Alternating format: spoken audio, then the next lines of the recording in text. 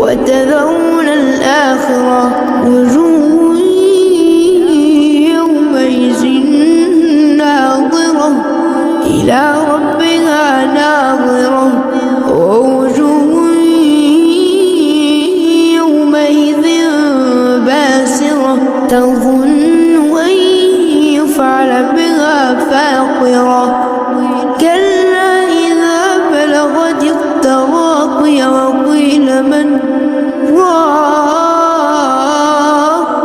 وظن أنه الفراق والتفت الساق بالساق إلى ربك يومئذ المساق فلا صدق ولا صلى ولكن كذب وتولى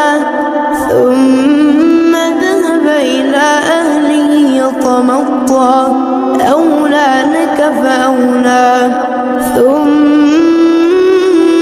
أولى لك فأولى أيحسب الإنسان أن يترك سدى ألم يكن نطفة من مني يمنى ثم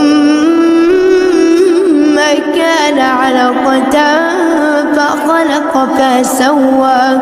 فجعل منه الزوجين الذكر والأنثى أليس ذلك بقادر على أن يحيي الموتى